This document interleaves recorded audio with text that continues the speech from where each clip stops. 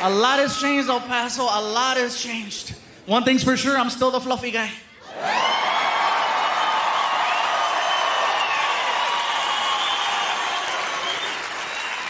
And I say fluffy because that is the politically correct term. For those of you that don't remember, I used to say that there were 5 levels of fatness. Reason why I say used to say is because now there are 6. I met the new one in Las Cruces. The original 5 levels are big, healthy, husky, fluffy, and damn. People ask, what could be bigger than damn? The new level's called, oh, hell no.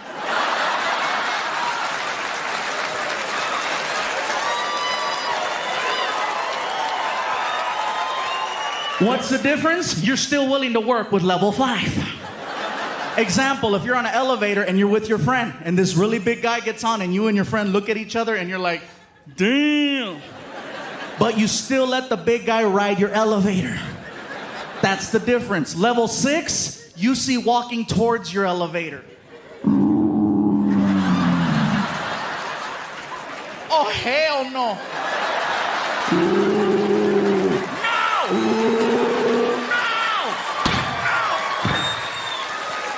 That's the difference.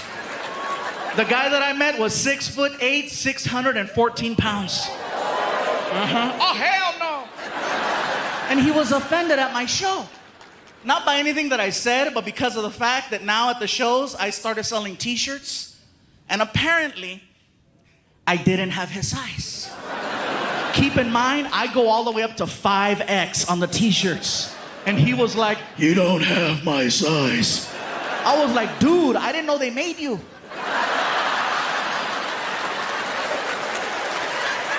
I have up to 5X. I don't have X. A picture of a dinosaur on the back of the tag, you know? Since the last time we've been here, a couple of things have changed. One of which is I am officially down 100 pounds.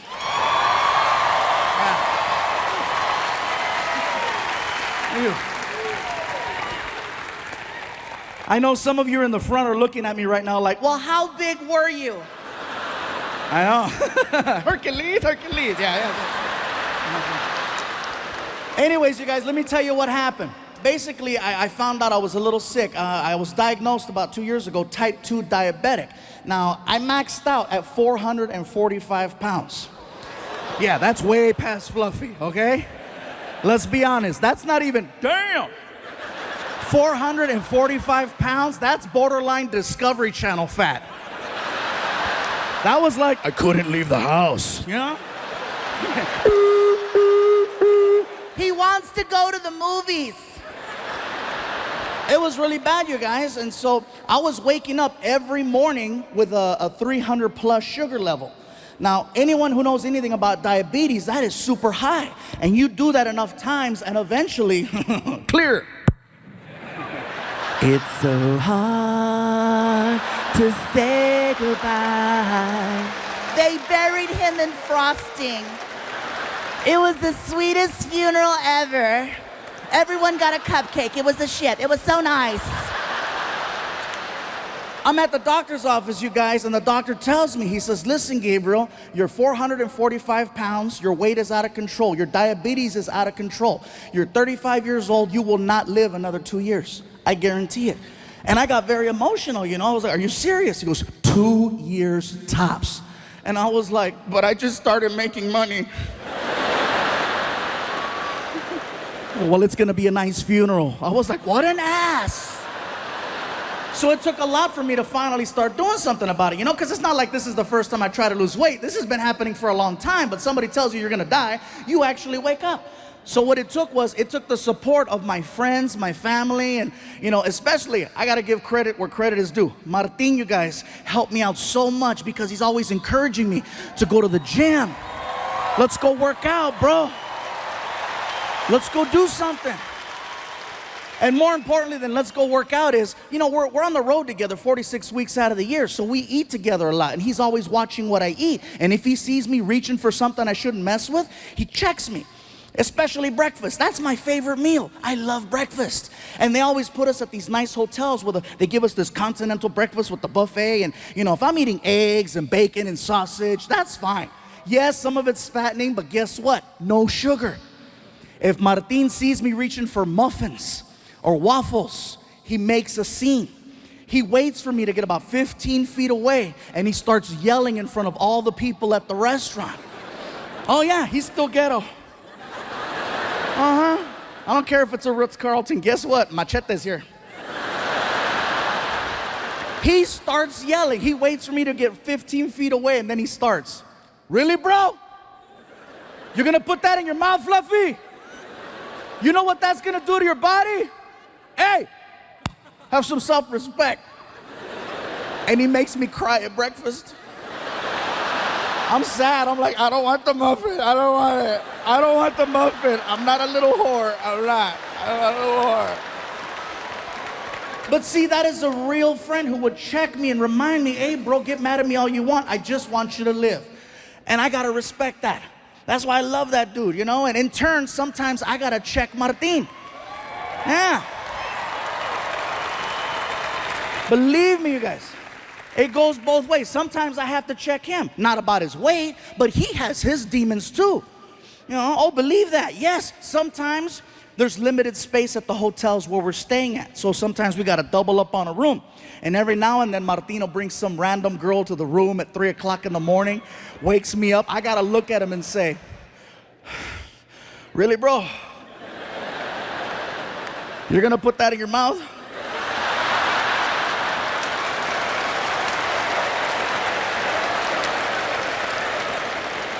Do you know what that's gonna do to your body? Hey, have some self. He doesn't. He really doesn't. So, one night at one show, I received 11 chocolate cakes. And it was local, so I took them home. And that is an argument that nobody in this building has ever had at 3 o'clock in the morning. Because you don't just walk into the house with 11 cakes. You make some noise,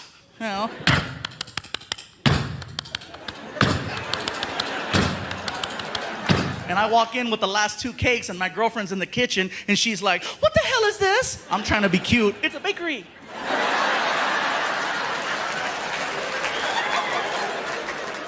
Where did you get all this cake? I said, baby, the people at the show brought it. Are you gonna eat all of it? Eventually. I'm not gonna do it in one hit, freaking 2 hours later. Clear.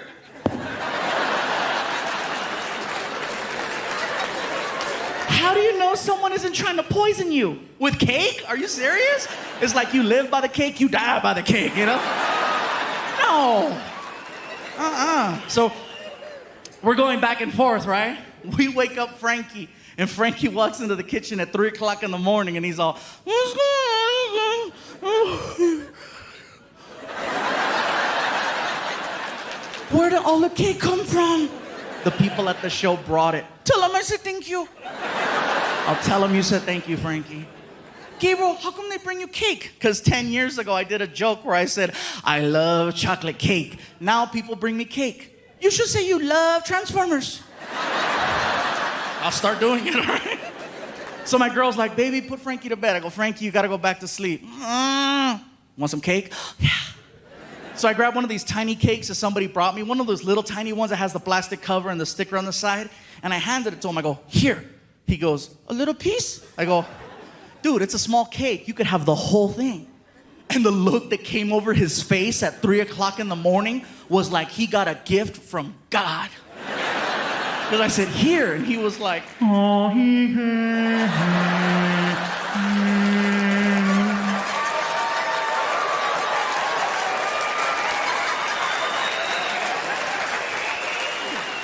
take it to your room.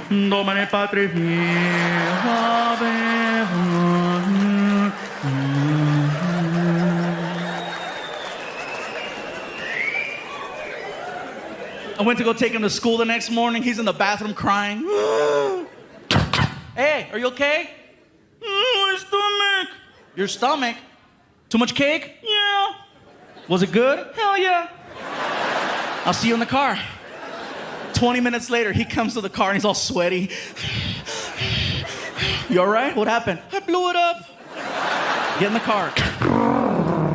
I get him to school 45 minutes late. And usually when I drop them off, you guys, I leave them on the side of the school, and they have like a drop-off zone with cones and a supervisor to make sure that your kid gets off safely. When you're 45 minutes late, there's nobody there. So I left them in front of the school. And apparently that's a no-no. You're not supposed to do that. I didn't know, you know. Go for it. I'm not supposed to. I know, dude. Just go. You're late. Go. Out of nowhere, here comes the principal. And I know it's the principal because he's like, it's the principal, it's the principal, it's the principal, it's the principal. I'm like, dude, relax. I'm 30. I don't give a damn. Here comes the principal. Sir, this is not the designated drop-off area. Please take your child to the other side of the school. You cannot leave him here. I was like, watch this. Señora, no sé lo que está diciendo. Estoy dejando a mi hijo aquí. Aquí va a la escuela. Su mamá no se levantó. Yo no sé qué está pasando.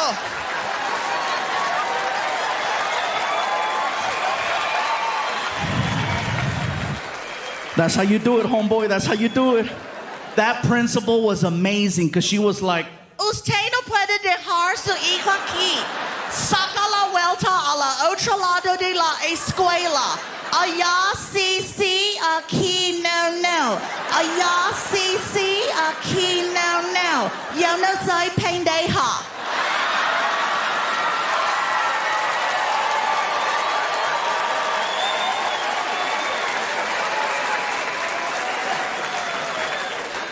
did that really happen? Yes. So let me tell you guys, I'm in the doctor's office and he tells me, he says, listen, Gabriel, obviously working out isn't cutting it. I have a friend who specializes in gastric bypass, and I think it would benefit you greatly to at least listen to what the guy has to say. It couldn't hurt. So he hands me a card. The card says BH Surgical Center. I make an appointment. I show up to this place. I get to the door. The door doesn't say BH Surgical Center. It actually says Center for the Morbidly Obese. Yeah, that shit's not cute. So I figure I'm there, I might as well check it out. So I walk in, I go over to the receptionist, and I ask, right spot? And she was cool. She was like, Yes, sir, you're in the right location. can I ask you something? Absolutely. Why does it say Center for the Morbidly Obese on the door? The doctors prefer it that way. Why don't you have that on the card? Because then you won't come in. First time? Yeah, first time. So she hands me a clipboard, and she goes, Please take this clipboard and have a seat. They'll call you in a few minutes. so I turn around and I sit down on this couch, and I start filling out the paperwork. And it wasn't like insurance forms and stuff like that. It was actually more of like a questionnaire. They ask you a bunch of questions, and you have to answer from 1 to 10 how unhealthy you think you are. And it's not going good. It's not. I'm like, oh, freaking 8, 8, 9, 9, 9, 9, 10, 9, 9, 10, 9, 10, 10, 10, 10, 10, 10, 10. And as I'm filling out the paperwork outside the door, I hear.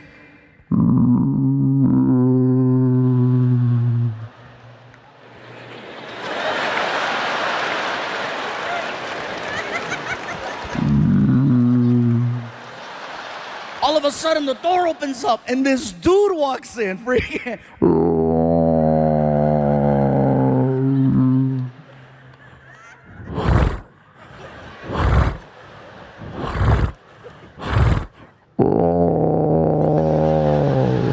I was like, oh my God, you're morbid.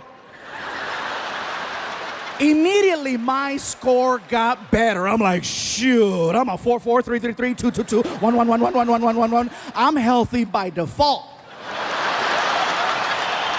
He makes his way over to the receptionist, and she's like, Are you here for the 8:30? Is this your first time here?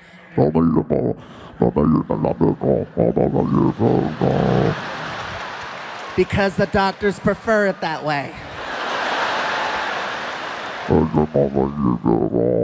Because then you won't come in. Oh, God. Take this clipboard and have a seat. They'll call you in a few minutes. So he turns around, and he looks at me, and my sofa. And he's like, I swear it was like the opening scene to the movie Pacific Rim. He's like, I was like, ah! No, no one's sitting here. Yeah, it's all you, bro.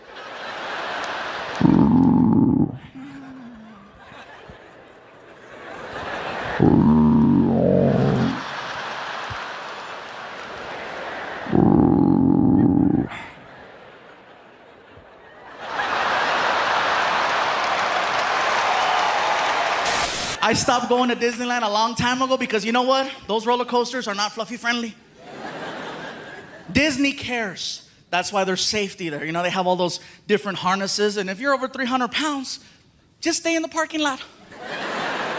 You know, because they got the whole, you know. You're fluffy? Forget it. That's why I love a ghetto-ass carnival. You know those ones they build in like 6 hours? I could still ride those roller coasters. It's only one bar, 3 clicks, that's it. If it locks, good. If it doesn't, hold on. Plus, fluffy people never fall. We never fall. You know who falls? The skinny guy that got stuck next to us. That's who. Ah! More room. But me and Disney, no mas. But I had to because I messed up. I fell asleep on the couch, and I woke up all, you know, and Frankie was watching TV. He goes, look, Gabriel, look, Disneyland. And I was like, dude, what's the big deal? Okay, it's Disneyland. What, you never gone?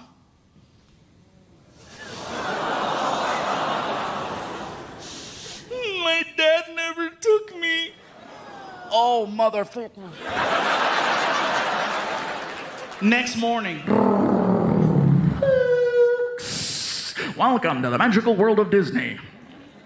We walk in the park, he's all happy.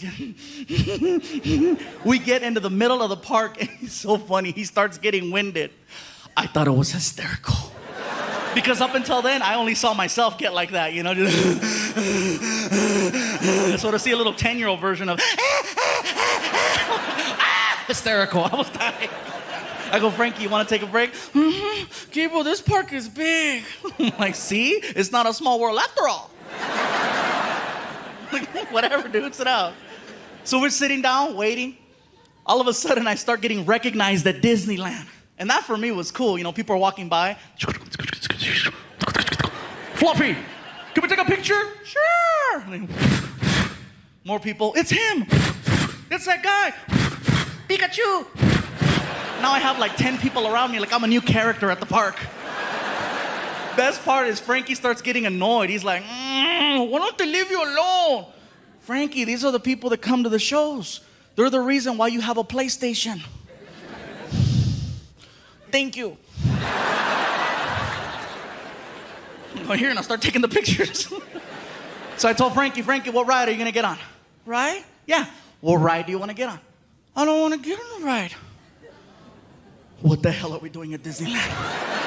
The commercial said that Disneyland is the happiest place on earth. Oh my God. That's IHOP.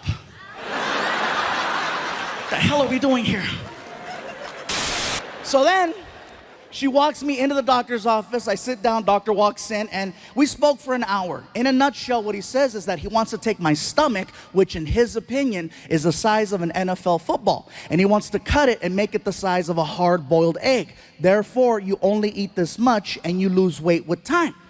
Problem with gastric bypass is that if you don't stick to their program religiously, not only will you not lose weight, you will gain weight, and you'll have a series of complications. And then he asked, do you travel a lot? I'm like, I'm on the road 46 weeks out of the year. He goes, this is not gonna work for you. I'm like, I agree, I like 2 eggs. I said, well, what should I do? He goes, I don't know, but this isn't gonna work. So I left the office, I was bummed out, you guys. I get in my car, I was so depressed because I'm like, someone told me I got 2 years to live. Surgery is my last hope. And so I started crying. I was sad, I was in the car, I'm crying. I'm like, what the hell am I gonna do? And the only thing that could cheer me up was a drive-thru. And I know that sounds crazy. Some of you are like, Isn't that what got you in that position to begin with? yes, but it's the only thing that made sense. There's a reason why it's called comfort food. Think about that. Anytime you see someone eating a burger, they never look sad. They always look happy. You might look sad walking in, you might look sad walking out, but when the actual event of eating a burger is happening, life couldn't be better. That's right. My girl told me that I make sounds when I eat burgers. I didn't know. Apparently I do. I'm eating a burger and I'm like,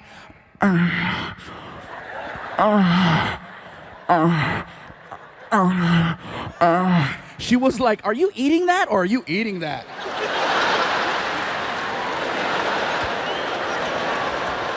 Think about it. Who's sad when they're eating fast food? I'll tell you who's sad. The person eating a salad watching someone eat fast food. That's who's sad. So I pull up to this fast food restaurant with a big M on it. And the guy in the speaker's like, may I help you? And I'm crying. I'm like, you have no idea. What I eventually wound up doing, you guys, is I started low carbing. Now, I am not eating healthy by no means, okay? I still eat fast food every single day. And people question it. How do you eat fast food and lose 100 pounds? I'll give you an example. I'll go to a burger place and I'll order a double cheeseburger. I won't eat the bread. I won't eat the onions, the tomato, the ketchup. I'll eat the meat, the cheese, the mayo, the mustard, and I'll order up to 3 with like 3 diet sodas. And people go, That's unhealthy. The cholesterol's gonna kill you. I agree.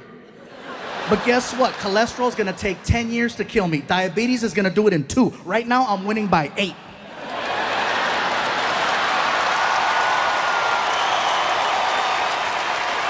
Hell yeah, that's called fluffy math, bro. There's a lot of people mad in here right now. Fluffy found a loophole. Yes. So I started low carbing, I started doing yoga, and I know that sounds like a joke right there. Yeah, some of you are like, he means yogurt. No, yoga. Freaking DDP helped me, and then I started lifting weights, and it's kind of hard for me, guys, because now I have people at my shows telling me, We're noticing there's a little difference. You're a little less fluffy. What's gonna happen if you keep losing weight? What are we gonna call you? What are we gonna call you? I lift weights, call me Buffy, I don't care. The point is that I'm not trying to lose weight for vanity's sake. I'm very secure. The point is that I'm trying to lose weight so I can be around for my family, so I can be around for my friends, and so I can be around for you.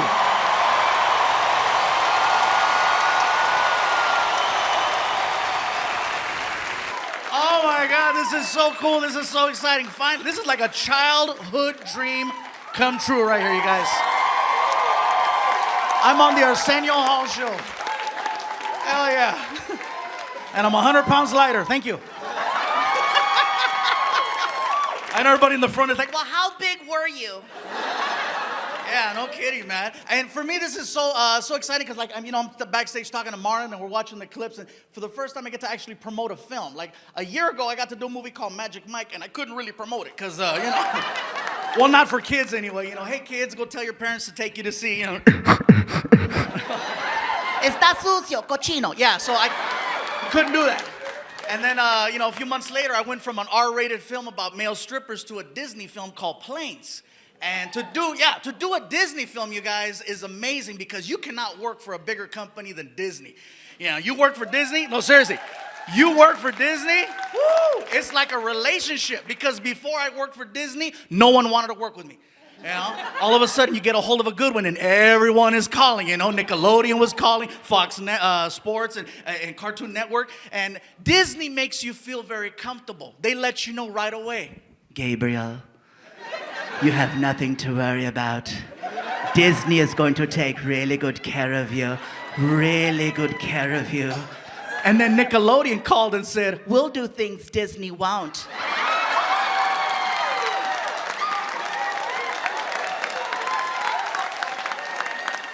and I was like, well, hello, Nickelodeon. So there I go, cheating on Disney. I go to Nickelodeon Studios in Burbank because they want to pitch me a cartoon. And to get a show pitched to you is very different than auditioning. I walk in and the director comes out and she was really cool. She's like, Let me just cut to the chase. This is a special cartoon here at Nickelodeon. It's about a little toy car. This toy car has a bunch of other little friends that are also toy cars. Each toy car has its own individual personality. There's the happy car, there's sad car, there's crazy car. And one of these toy cars, we need to be a little different. and in Hollywood, when they say different, they mean Mexican. that's what they mean. They'll never tell you that because it's a little politically incorrect. You know, we want you to play it. No. So what they do is they give you a series of suggestive words to let you know the type of direction they want you to take a certain character. So they walk me into a sound room. They close the door. They put me in front of a podium with a microphone and a script. And they give me the headphones. I put them on. And then the director goes behind the glass. And she starts to talk to me through a PA system. And she's like, Okay, listen, Gabriel. If you could just read the top line, we're going to figure this character out and then we're going to take it from there, okay? Whenever you're ready. So the line that I'm supposed to read is, hey guys, I can't believe we're all here. So I'm like, I got this. Here we go. This is Gabriel Iglesias, take one. Hey guys, I can't believe that we're all here. Okay, listen, that's really good. Really, really good. If you could just do me a favor and give me a little spice. That would be super.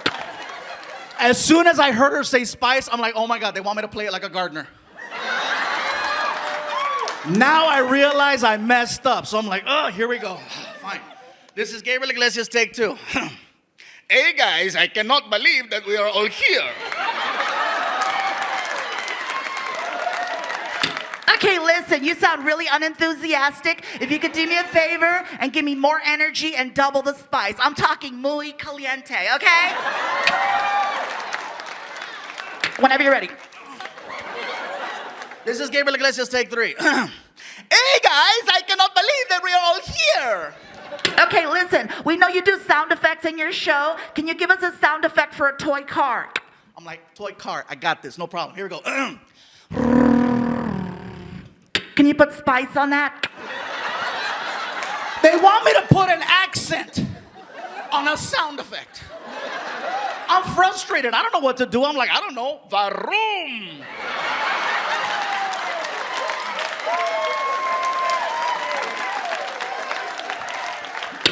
Can you give us anything else? I am so frustrated. I'm so annoyed. I'm so ready to walk. I just grab the microphone and I do this.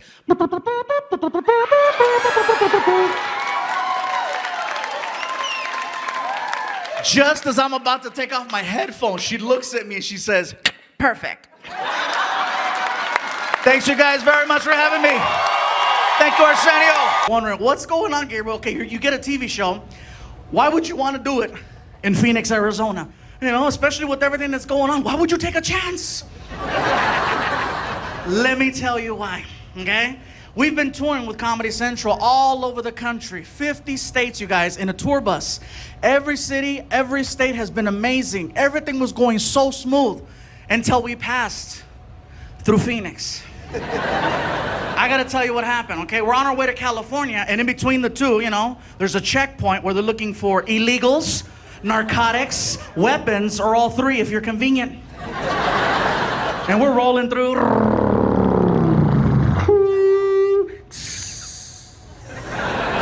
It's pretty good, huh? Anyway, I know I did a good bus because when I went, she's like this.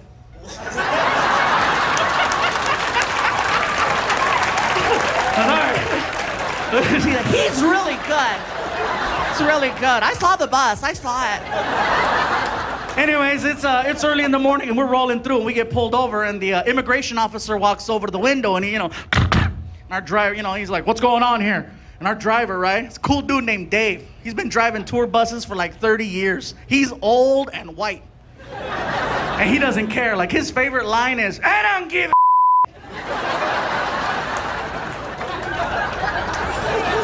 Good old Dave, right? So the officer's like, what's going on? And Dave is like, it's a comedian, Gabriel Iglesias, and his entourage of comedians. It's sponsored by Comedy Central. It's legit.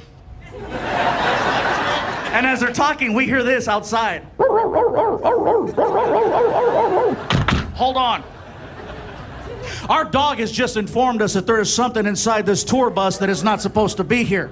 And our driver looks at the immigration officer and he says, is that what he said? Scooby-Doo.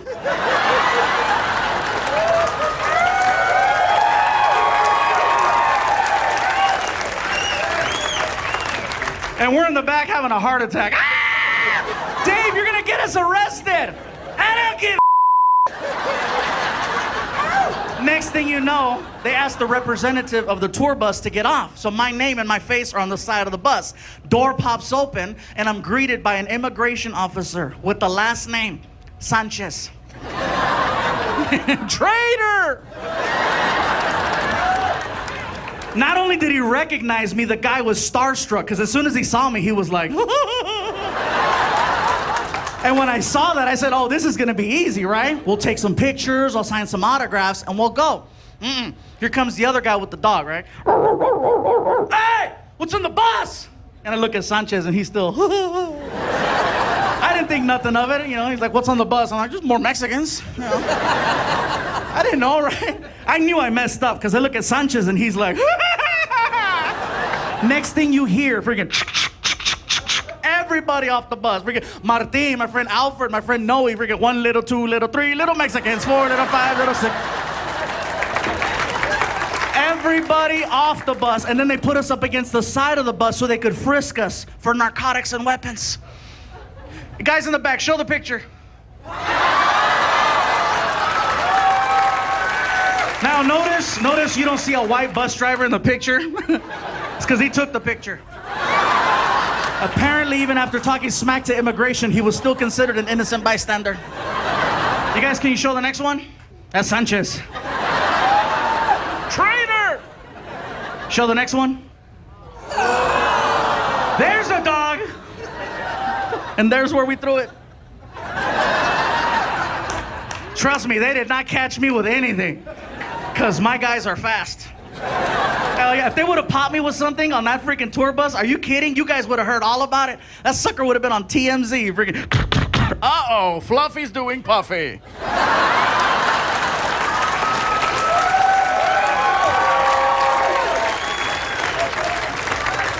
I'm gonna tell you guys the saddest part of that whole situation was being on the side of the road, being harassed by immigration, okay? Meanwhile, there are cars driving past the same checkpoint, and I'm getting recognized.